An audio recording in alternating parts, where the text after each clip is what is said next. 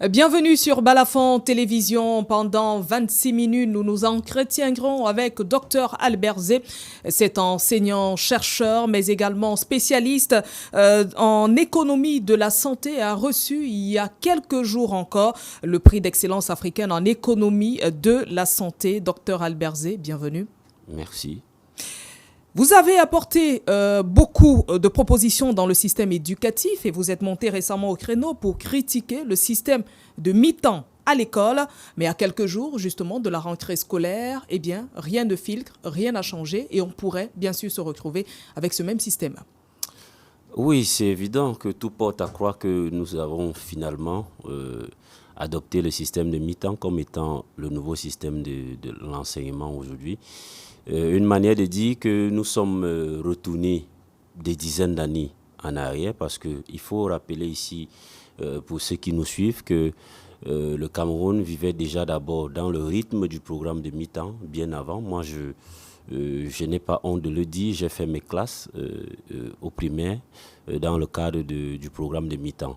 Donc, bien évidemment qu'à un moment donné, on s'est rendu compte que c'était un programme qui était sous-optimal. Et ceux-là qui ont la charge de notre pays et qui sont toujours là aujourd'hui, à cette même époque, avaient donc jugé de quitter de la mi-temps à un système de journée continue. Et subitement, nous rentrons depuis pratiquement 3 ans aujourd'hui dans un programme de mi-temps. Déjà d'abord que on a eu une rupture de l'école, de l'éducation pendant la période où Covid était vraiment intense au niveau international et tous les pays se sont arrêtés en quelque sorte. Nous avons pu certainement accepter cela vu les circonstances qu'il y avait. Bien évidemment que il y avait quelques observations que j'avais portées à un moment donné où je disais que nous ne devons pas aller vers la même méthodologie que les pays occidentaux qui se sont vus confiner complètement leur population et qui ont arrêté complètement l'école, sachant que nous sommes dans des sociétés ouvertes et que de pareilles mesures ne sont pas significatives dans nos sociétés, vu que les enfants qu'on prive de classe se retrouvent au quartier en train de jouer ensemble dans la même cour et autres. Donc forcément, on ne résout pas le problème. Il fallait plutôt penser à autre chose. Et sachant maintenant que nous avons certainement vu comment la maladie n'a pas été aussi importante chez nous, pourquoi est-ce que nous continuons avec le système de mi-temps 2 ans, 3 ans plus tard? Et nous voyons déjà que prochainement, dans les prochains jours, en quelque sorte, nous risquons véritablement rentrer dans la question de mi-temps. Tout porte à croire que il y a un autre problème en dessous. Ce n'est pas seulement une histoire de Covid. Docteur Albert Zé, quelles conséquences si nous continuons dans ce système de mi-temps pour ces enfants qui repartent à l'école dans quelques jours? La conséquence, elle est directe. Vous savez que nous sommes entrés dans un système de journée continue, tout simplement parce qu'il faut améliorer les conditions non seulement d'études des enfants, mais également des enseignants, mais aussi l'apprentissage est au max à ce niveau, puisqu'il faut le dire ainsi. Vous voyez que vous avez un programme que vous devez finir sur 9 mois avec des journées continues. Et vous savez que nous avons un programme éducatif qui est très lourd. Donc, maintenant, venir le casser et que vous avez maintenant une demi-journée pour finir ce programme en 9 mois. C'est-à-dire que le même timing est resté, mais on a cassé les journées.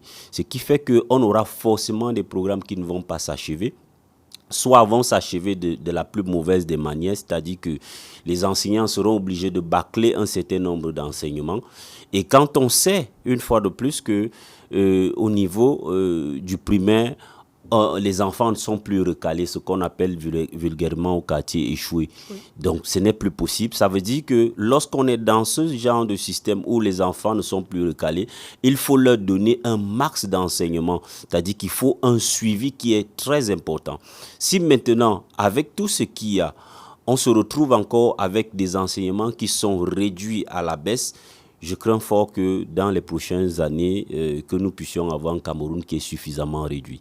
Toujours en rapport avec la pandémie à coronavirus qui a imposé quand même des attitudes aux populations dans plusieurs pays, dans le nôtre. il y a ce respect des mesures barrières. Et vous vous êtes d'ailleurs intéressé à cela, mais qui ne s'applique qu'à l'école, puisqu'on a vu que les manifestations des aînés continuent normalement. Le chiffre 50 qui avait été avancé n'est plus respecté jusqu'à présent. Est-ce à dire que le Covid ne sévit que dans les écoles? Là, ça relève de plusieurs zones d'ombre qui ont existé dès le départ dans le plan de riposte. C'est-à-dire que nous avons eu un plan de riposte qui n'avait pas été bien pensé. Ça, il faut qu'on le dise, malheureusement. Le plan de riposte n'a pas été bien pensé et il y a beaucoup de zones d'ombre. Et jusque-là, dès le départ, je le disais déjà qu'il y a beaucoup de choses que nous n'allons pas véritablement expérimenter. Et le problème du non-respect des mesures barrières, par exemple, de façon globale, n'est pas seulement un problème de Covid, mais c'est un problème de promotion de la santé dans notre pays. C'est-à-dire que vous avez des maladies comme le choléra qui sévissent jusqu'à aujourd'hui. Vous avez le paludisme qui ne relève rien d'autre que des gestes, je dirais des gestes humains pour pouvoir les éradiquer. C'est-à-dire que des mesures d'hygiène. Des mesures d'hygiène. Donc, et un changement de comportement. Ce qui fait que lorsque nous avons donc ces mauvaises habitudes qui continuent et qui ne sont pas bousculées à partir de ce qu'on appelle la promotion de la santé, qui n'est rien d'autre que l'éducation de masse, on va se retrouver donc avec ces mêmes dérives qui se retrouvent dans une crise sanitaire qui est nouvelle comme celle de Covid. Donc, c'est un problème systémique qui existe depuis et qui maintenant s'est juste vu amplifié au niveau de Covid. Et le problème qui cause le fait que ce soit uniquement à l'école qu'on se retrouve uniquement en train de respecter un certain nombre de choses, c'est parce que c'est le seul endroit où nos dirigeants ont la possibilité de faire comprendre qu'ils peuvent justement appuyer sur ces mesures.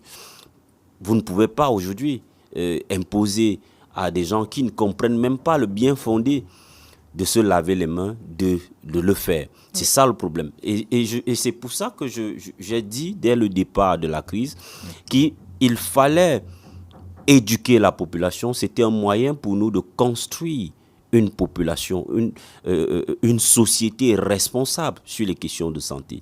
Parce que, en fait, à chaque fois qu'il y a une crise sanitaire, ça nous donne une opportunité d'aller de l'avant.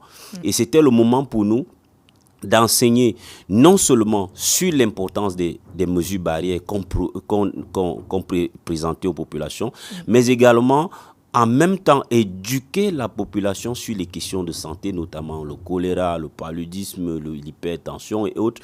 Ça aurait permis à ce que, sortant de crise, que nous ayons une population plus ou moins responsable sur les questions de santé. Donc, selon vous, il faut privilégier la promotion de la santé. Oui, tout à fait. Et non de la maladie. Tout à fait. Je le dis encore davantage aujourd'hui parce que, vous savez, on le dit communément, on l'a toujours récité depuis que nous sommes tout petits. Prévenir vaut mieux que guérir.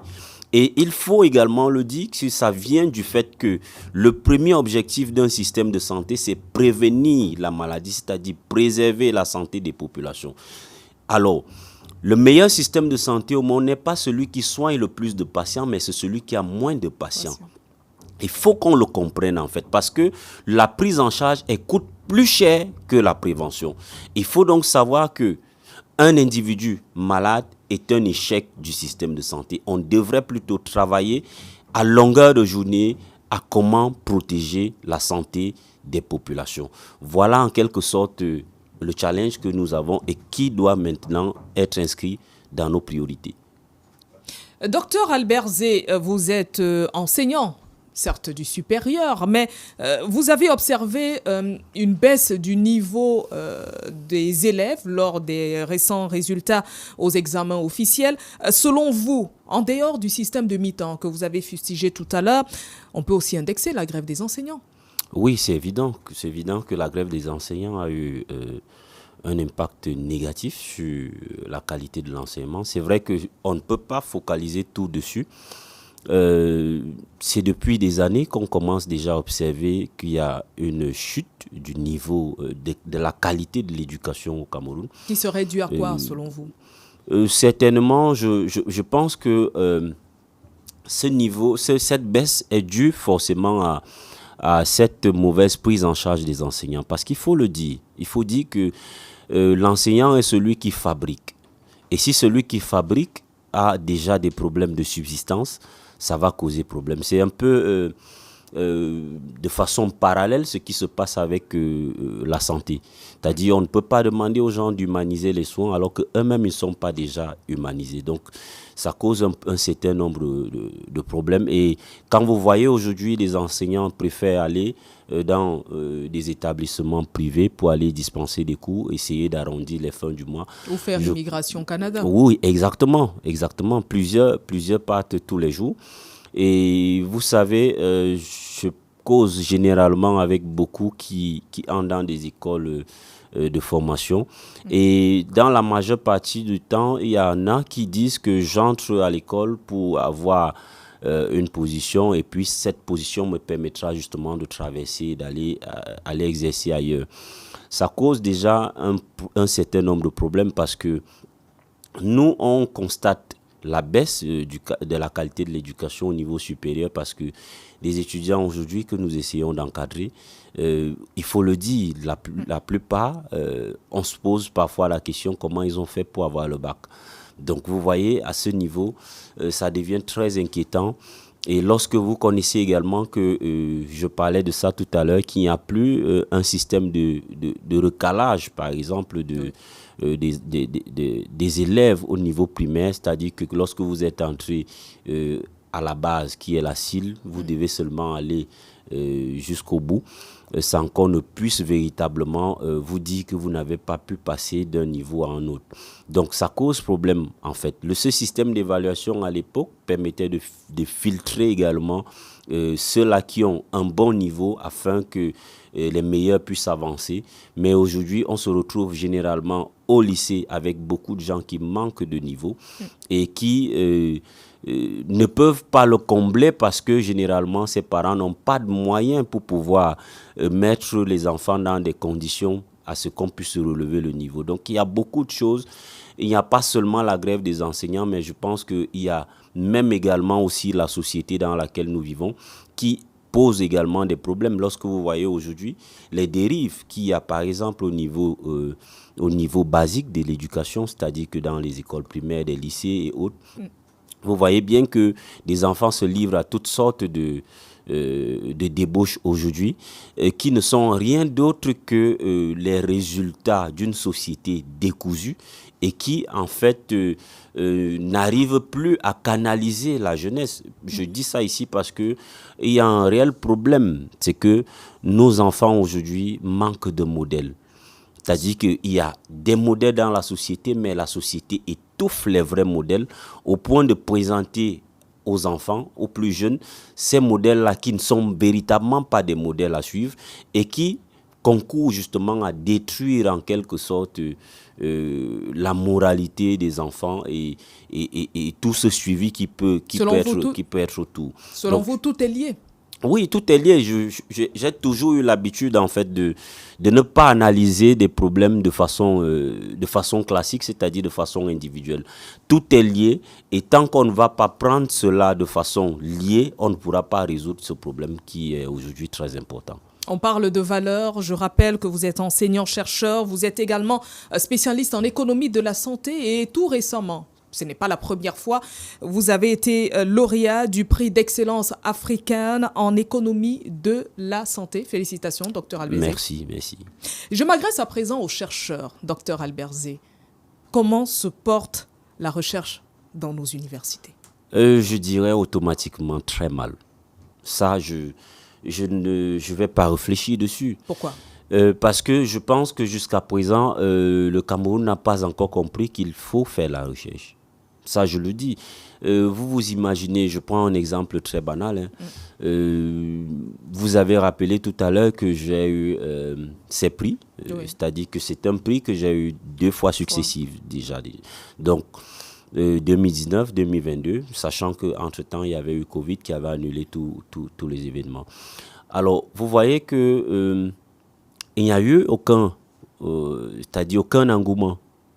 Vous avez un citoyen qui essaye de faire flotter le drapeau camerounais dans un domaine bien précis et qui est très important pour la société. Exactement. Il n'y a aucun engouement en quelque sorte. ça prouve déjà le manque d'intérêt qu'il y a dans la chose.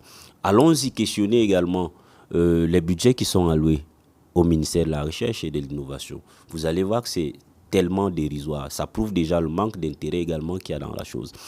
Et puis, observons la place que le chercheur a au centre des préoccupations, au centre des réflexions au niveau de notre société. Ça n'existe pas. Je suis tout à fait conscient de cela dès le départ, parce que je me rappelle que l'un de mes enseignants m'avait dit, si vous choisissez de faire la recherche, sachez que vous allez mourir pauvre. Vous avez fait un vœu de mourir pauvre, parce que dans notre société, on ne reconnaît pas le chercheur.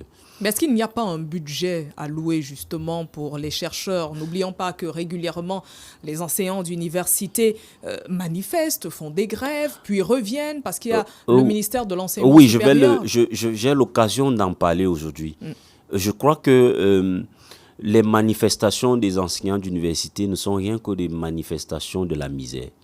Comment ça? Je le dis parce que quand on vous dit que vous aurez une prime de recherche et que on vous donne le montant qui est généralement attribué, vous voyez automatiquement que c'est une prime de misère. Est-ce qu'on peut avoir le montant, Dr Alberzé? Je crois que c'est une histoire de...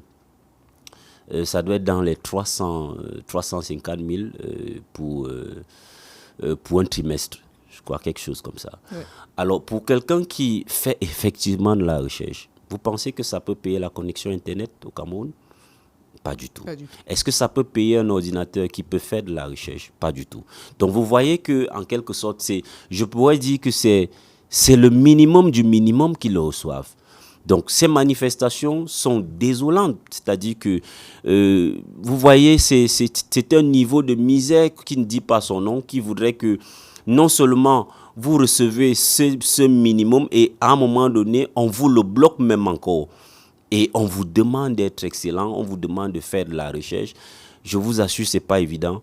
Et je crois que tant que nous n'allons pas véritablement comprendre que la recherche, c'est un élément essentiel du développement d'un pays, je crois que nous aurons encore beaucoup d'années sans toutefois faire quelque chose. Et qu'est-ce qu'on vous dit au niveau du ministère de la Recherche scientifique et de l'Innovation? Me concernant, moi? Non, les chercheurs en général. Des chercheurs en général, parce qu'il y a une équipe de chercheurs là-bas qui sont dispatchés dans des différentes structures. Moi, en ce qui me concerne, je peux peut-être en parler. Je n'ai jamais été reçu là-bas. Je n'ai jamais reçu, ne serait-ce que les moindres félicitations du ministère de la Recherche scientifique. Pourtant, je crois que jusqu'à présent, je fais des efforts pour que la recherche scientifique au niveau du Cameroun, à mon niveau et dans mon domaine, puisse avancer. Heureusement que vous avez reçu des félicitations du ministre de la Santé publique. Oui, j'ai reçu les félicitations du ministre de la Santé publique. Ça, c'était lors du premier prix de 2019. Et peut-être que ça arrivera pour cette année, je ne sais pas encore. Mais je dis ici que au niveau de la recherche scientifique, au niveau de la recherche scientifique, j'ai jamais reçu ne serait-ce que une seule félicitation ou bien un seul mot.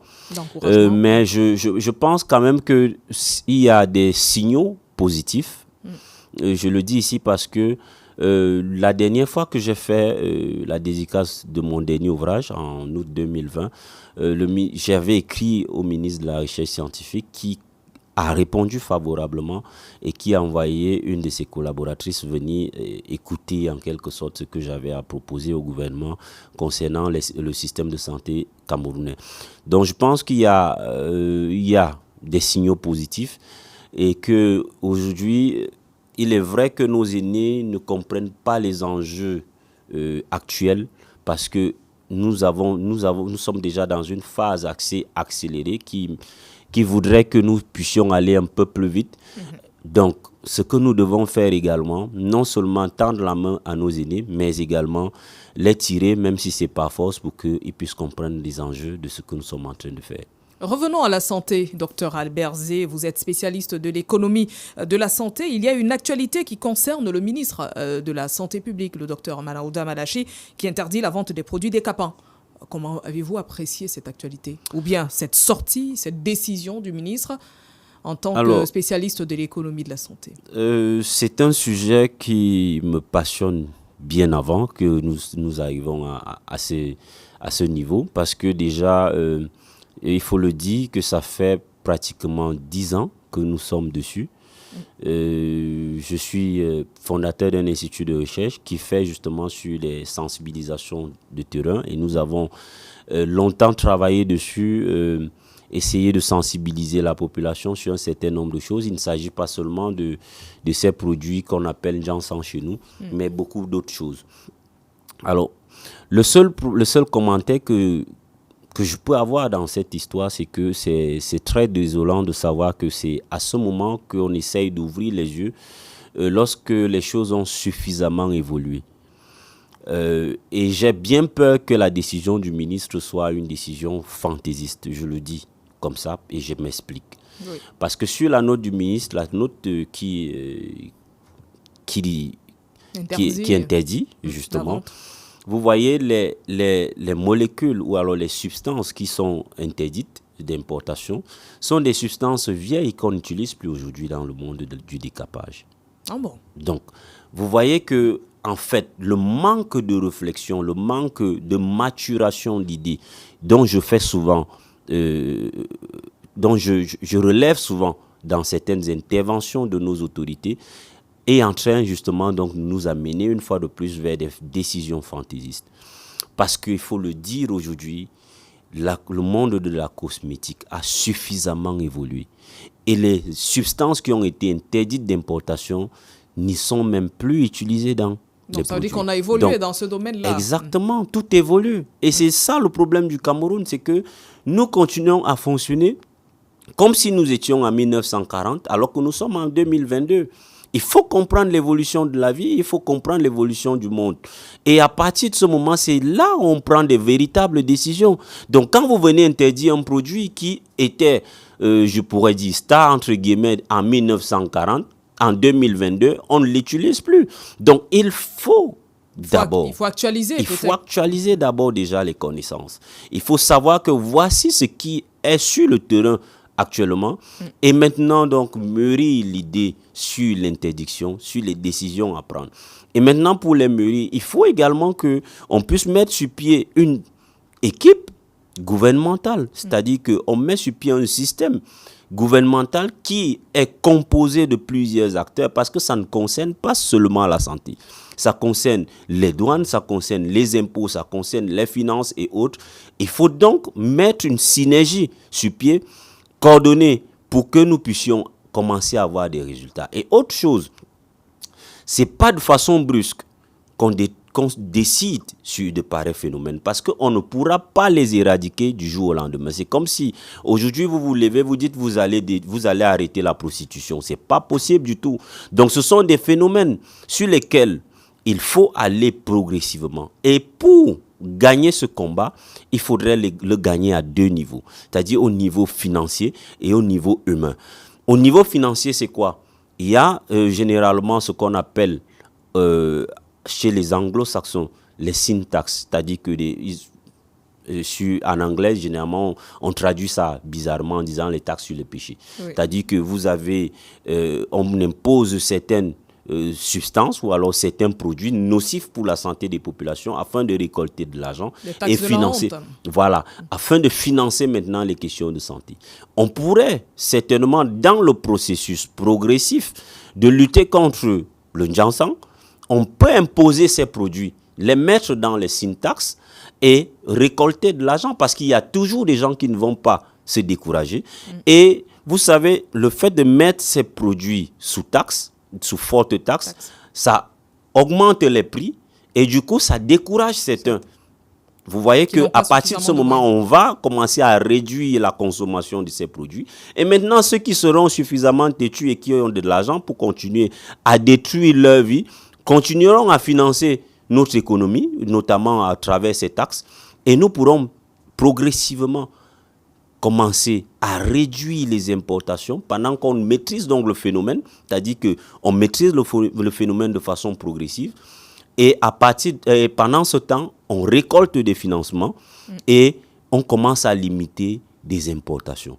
Voilà comment, de façon progressive, on peut prendre la chose au lieu de se lever le matin et dire nous allons arrêter. Et quand on sait effectivement des personnalités qui se livrent à cette activité, on se pose la question, n'est-ce pas juste un buzz? Docteur Albert Zé, merci d'avoir accepté l'invitation de Balafon Télévision. C'est moi qui vous remercie.